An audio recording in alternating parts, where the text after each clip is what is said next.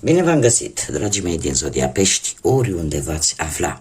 Bine ați venit tuturor pe canalul meu, Tarot Flor de Loto. Numele meu este Nina, pentru cei care nu mă cunosc, și ca de obicei mă bucur să vă am alături la fiecare lectură. Azi voi face o lectură atemporală, așa cum v-am obișnuit, o lectură fără limită de timp. O lectură pe care voi să o puteți urmări oricând doriți sau atunci când apare în viața voastră. Desigur, dragii mei, nu uitați un lucru important. Voi sunteți constructorii propriei voastre vieți, așa că vă rog din suflet să luați decât acele mesaje care rezonează cu voi, iar restul lăsați-le să zboare în univers, pentru că sigur sunt pentru alte energii, pentru alte persoane care, într-o mai mică sau mai mare măsură, au legătură cu Zodia Pești. Așa că, toți cei care aveți Soare, Lună, Venus, Ascendentul în Zodia Pești, atunci această lectură este de asemenea și pentru voi. Și cum am făcut la fiecare zodie în parte în această serie de lecturi, o fac și la voi. Asta așa pentru informația generală la toți cei care mă urmăresc. Dragilor, de curând am primit un comentariu în care mi s-a reproșat faptul că am o voce hodorogită, că nu mă mai suportă și că, Doamne, se dezabonează. Pentru toate persoanele care au o problemă, eu nu pot să fiu, sunt conștientă că nu sunt pe placul tuturor și este firesc să fie așa, tocmai de aceea suntem diferiți, nici nu am pretenția să fiu pe placul tuturor. Chiar vreau să am publicul meu select, publicul meu care mă înțelege, care nu are niciun fel de problemă cu timbrul vocii mele și cu nimic altceva. Eu nu am și nici nu o să o fac și nici nu am cum și pur și simplu nu o fac pentru nimeni. Eu sunt originală așa cum sunt eu. Asta mă diferențiază de restul. Și dacă eu sunt văzută oaia aia neagră care iese din mulțime, atunci eu sunt mulțumită. Fiecare din noi trebuie să înțelegem că suntem unici în felul nostru. Dar nu accept mizeria prejudecății. Să judeci o persoană fără să îi cunoști istoria, fără să-i știi ce duce în spate. Iar aici deja mi s-a părut că s-a trecut o limită a bunului simț. Tocmai de aceea am luat hotărârea să fac acest mic anunț, această mică informație vis-a-vis de viitoarele persoane care au o problemă cu felul meu de a fi, cu felul meu de a vorbi, cu timbrul vocii mele și așa mai departe. Vă rog din suflet, nimeni nu vă obligă să vă abonați. Și dacă v-ați abonat, eu n-am să-mi schimb vocea, asta e vocea mea. Nu trebuie să mă simt vinovată că voi vă dezabonați pentru că nu vă mai place, domne. Poți să o faci în liniște, nu e nevoie nici să mă jignești, nu e nevoie nici să mă umilești și cred că e un lucru general. Să nu se facă nimănui. Este cea mai urâtă prejudecată să judeci pe cineva fără să știi nimic despre persoana aia. Cam atât am avut de spus. Asta așa ca o mică atenționare pentru viitoarele persoane care au ceva de comentat în ceea ce mă privește pe mine ca și persoană. Bun, haideți să vedem. Mergem mai departe și să vedem energia voastră, dragii mei, din Pești. Ia să vedem. Avem, ați avut parte de niște vești bune, dar, dragilor, foarte interesant. Ați avut parte de o surpriză cu ceva timp în urmă, orică a fost niște vești bune, orică a fost așa ca o minune care a apărut în viața voastră, dar este foarte interesant că în acest moment voi sunteți iritați, sunteți foarte... aveți o stare pe care nu vă o explicați și nu mă miră. Nu mă miră, de ce? Pentru că voi trebuie să aveți mare grijă, dragilor din Pești. După cum bine știți, simbolul Zodiei Pești, da, sunt doi pești care notă în sens invers, da? În sens opus unul față de celălalt. Și e posibil ca unii dintre voi în acest moment, chiar dacă ați avut o perioadă destul de bună, o perioadă în care ați fost încurajați poate să faceți un anumit lucru care pentru voi este important, totuși în acest moment ceva se întâmplă. Ceva care e posibil să aibă legătură cu supranaturalul, e posibil să aibă legătură cu anumite lucruri mai puțin ortodoxe. Poate din cauza, știți cum e, că invidia naște monștri. Eu cred că chiar vorbeam cu un om al lui Dumnezeu acum niște ani în urmă, când trăiam în România, și chiar discutam despre problema asta a invidiei și mi-a spus că invidia este cel mai mare dușman. Totul pleacă de acolo. Și e posibil ca voi să treceți prin această fază, unii dintre voi. Din cauza invidiei, poate, a celor din jur, oricum voi sunteți ca un burete care absorbiți orice energie care stă în preajma voastră. Așa că ar fi bine să faceți un pic, și o veți face din câte văd eu, veți ieși în natură, veți merge într-o, cum să spun eu, într-o călătorie din câte văd eu aici, pentru a vă reface sau pentru a pune bazele unui nou plan. Nu veți rămâne în această stare de ceață și această stare de iritare, de anxietate, de această stare negativă pe care o aveți în acest moment unii dintre voi. E ca și cum ceva vă stă în spate, simțiți o greutate pe care nu vă puteți explica. Dar se pare că veți lua o decizie înțeleaptă și nu știu dacă chiar la munte să vă duceți sau într-un loc în care să vă încărcați energetic. Haideți să vedem ce vine pe plan profesional. Vedem ce ne spune și tarotul. Și avem o...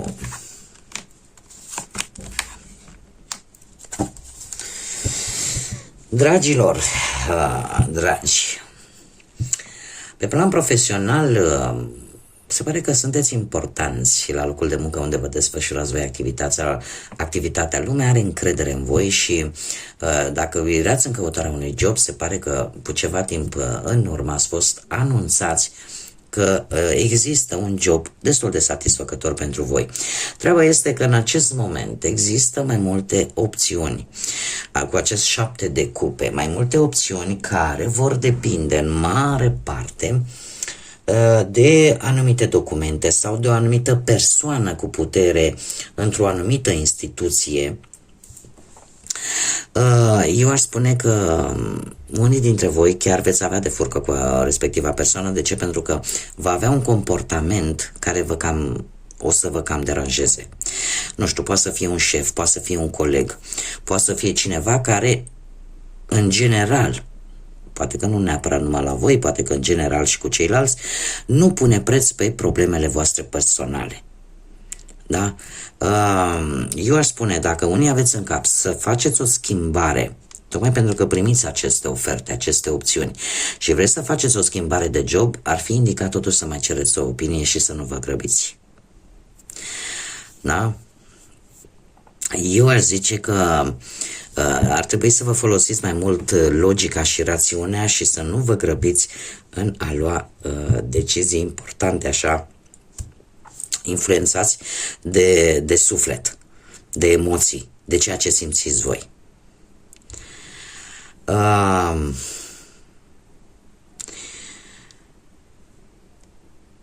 E vorba, nu știam că trebuie să mai vă menționez ceva. E vorba de posibil de zodii de aer, Gemeni, Balanță sau Vărsător. Poate vă spune ceva. Haideți să vedem cu bănuții cum stați. Avem aici un rege de monede care vă ține spatele, cineva dintr-o zodie de pământ, Taur, Fecioară sau Capricorn, care a venit cu ceva timp în urmă cu un sprijin în ceea ce privește bănuții și care va ajuta pe voi să vă extindeți. Cumva unii dintre voi nu vreți să vă asumați sau nu ați vrut cel puțin să vă asumați niște riscuri foarte mari, da? Și ați încercat sau ați primit sfatul unei persoane din anturajul vostru care, cum am mai spus, să aibă legătură cu zodiile de pământ și să luați acele riscuri decât la un nivel mult mai calculat. în ceea ce privește banii. În prezent, unii dintre voi e posibil să studiați, ori să studiați pentru a vă mări veniturile, ori să fiți atenți foarte mult la detalii în ceea ce privește o situație financiară cu acest 8 de monede. Eu aș zice că e posibil ca unii dintre voi chiar în acest moment să fi primit un ajutor bănesc pe care voi îl așteptați și în felul ăsta să rezolvați o anumită temă materială și să apară așa o îmbunătățire. Dar trebuie să vă zic că ați depus efort ați depus, ați consumat energie pentru a rezolva o anumită situație financiară.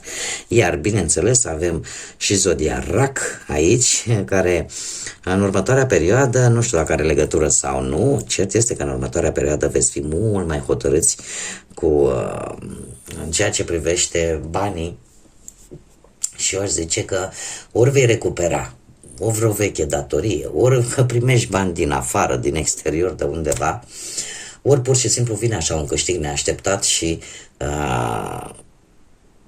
te face să dai drumul la un proiect care pentru tine este important. Haideți să vedem mai departe. Cei care sunteți într-o relație, dragii mei dragi, într-o relație, dragilor, voi, nu știu, ați făcut, nu știu dacă voi sau perechea voastră sau la comun cumva, ați făcut anumite economii și v-ați reținut de la multe lucruri probabil pentru a achiziționa ceva care pentru voi era important. Sau unii dintre voi ați avut o situație de atașament anxios față de perechea voastră, ori voi, ori perechea voastră față de voi. Aici, cum am mai spus, trebuie să adaptați. Adică, ce înseamnă asta? Pur și simplu, unul nu putea trăi fără celălalt.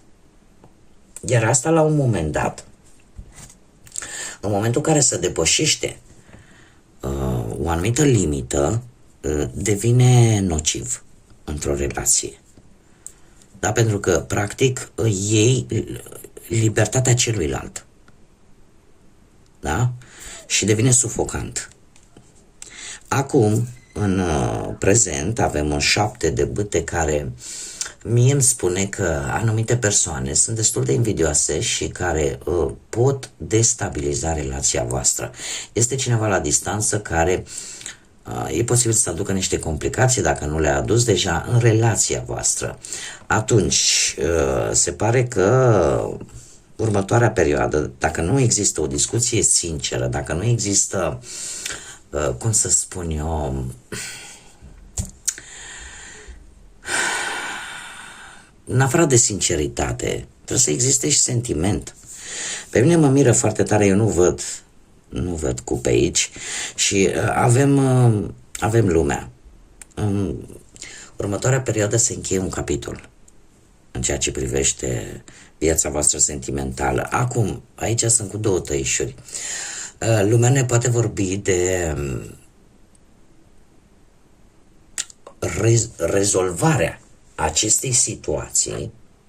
Deci am două variante. Rezolvarea acestei situații prin hotărârea, domne, ne căsătorim sau, domne, rămân cu, indiferent ce faceți voi, eu rămân cu a mea sau cu al meu. Da? Prima variantă. Sau a doua variantă în care acest capitol se încheie pur și simplu și se reia de la zero. Acum, nu prea e bine ce am făcut eu acum, pentru că v-am dat. Haideți să vedem totuși ce vine.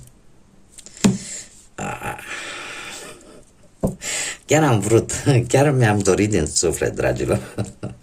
Am vrut să definitivez până la urmă, să nu mai fie două variante, să fie decât una și să fie aia bună.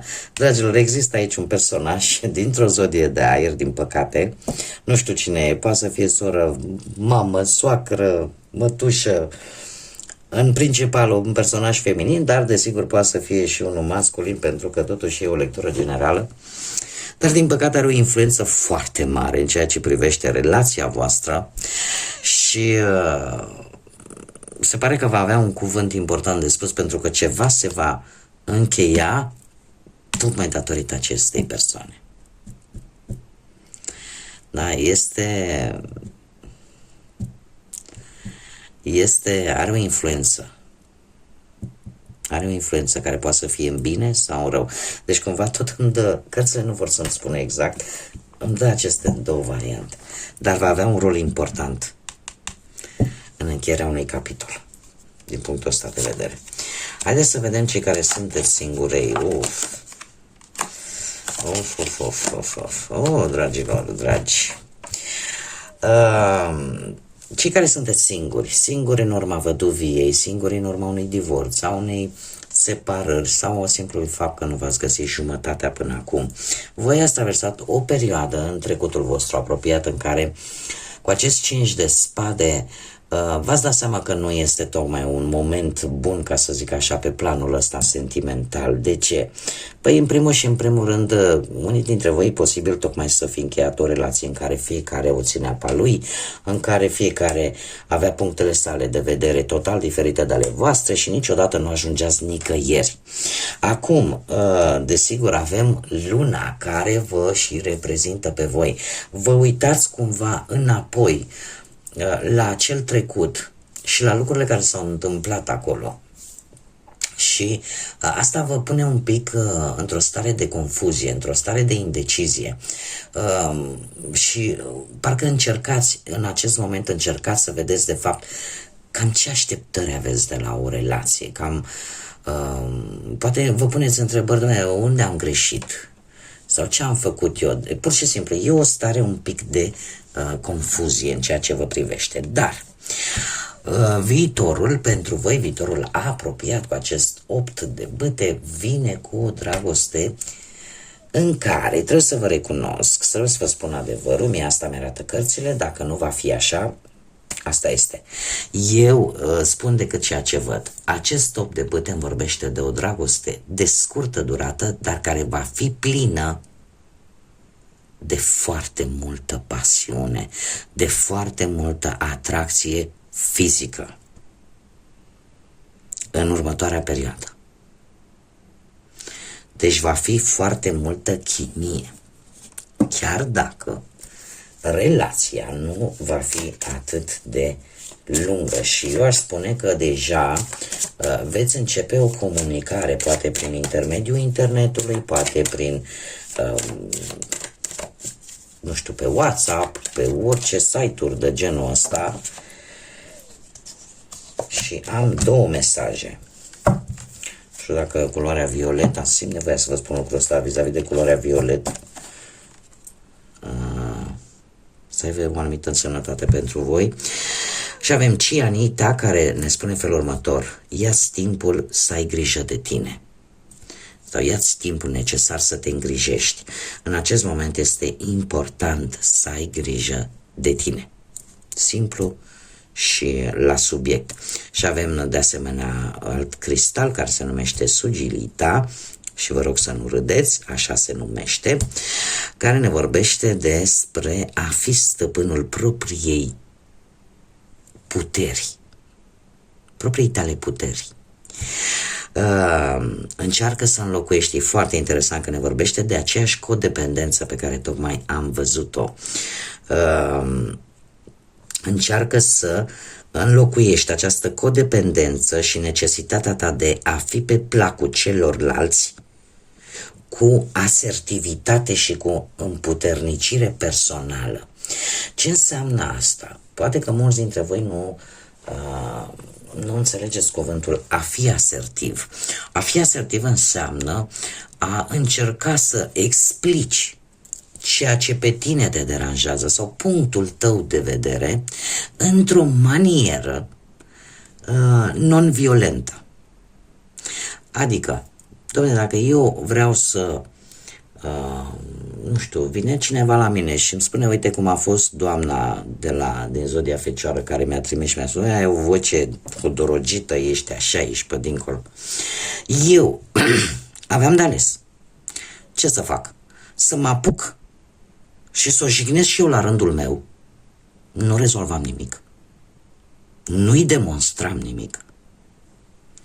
Și atunci am ales să o fac într-un mod asertiv.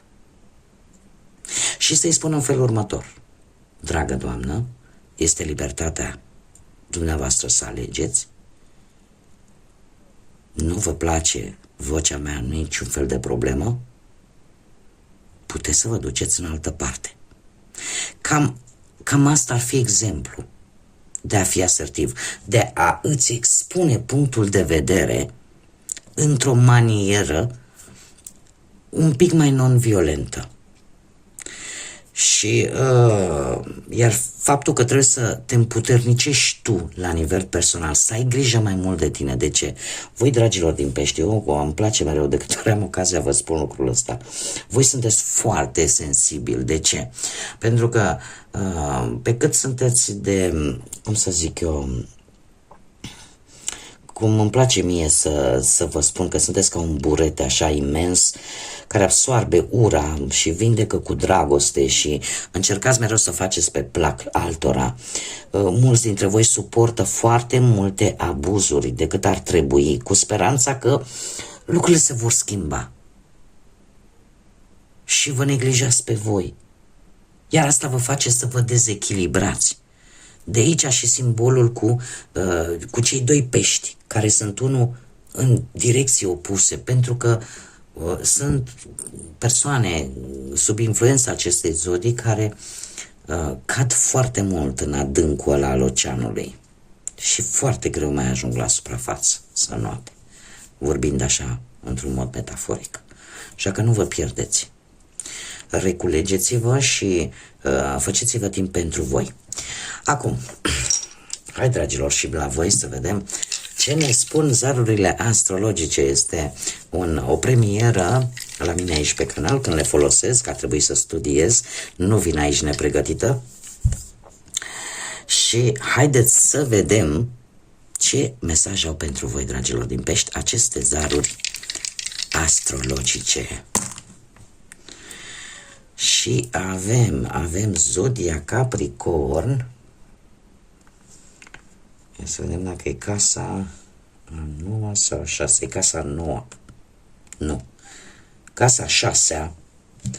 Avem casa a 6 care ne vorbește de muncă, de sănătate, de forma voastră fizică și, desigur, avem pe Neptun, dragilor. Hei, nu vă îmbătați cu apă rece. Fiți cu picioarele pe pământ. Zodia Capricorn în antiteză cu Neptun, care ne vorbește de o lume iluzorie și care este și guvernatorul vostru, Neptun. Dar avem, cum am mai spus, casa 6 care ne vorbește de muncă, de acea, cum să spun, de forma voastră fizică, de sănătatea voastră, de ceea ce vă preocupă pe voi. Și trebuie să vă mai spun că este, în general, casa 6 este guvernată de către Fecioară, care este semnul vostru opus, dar în același timp este semn complementar. Așa că, dragilor, mare grijă, în concluzie, pe partea muncii, pe partea sănătății. De ce nu vă lăsați doborâți? Nu rămâneți în faza aia de lasă că o să fie bine, nu, luați taurul de coarne. De ce? Zodia Capricorn este una din zodiile care are o energie stabilă, dar este își folosește foarte mult istețimea și are o caracteristică foarte importantă de care voi va trebui să țineți cont. Este foarte prevăzător. Așa că, tocmai, nu lăsați ca lucrurile să se adâncească mai mult în ceea ce privește o situație legată de muncă sau o situație legată de propria voastră sănătate. Dacă deja au început să dea semne, nu mai amânați, nu vă îmbătați cu apă rece, da? Și luați atitudine. Bun, dragilor, atât am avut de spus pentru astăzi. Eu sper că ați rezonat unii dintre voi sau poate v-a plăcut. Pentru toți cei care încă nu s-au abonat, eu îi aștept cu mare drag să se aboneze și, desigur, trebuie să vă mulțumesc din suflet tuturor pentru tot suportul vostru prin intermediul like-urilor, al distribuirilor și, desigur, al comentariilor.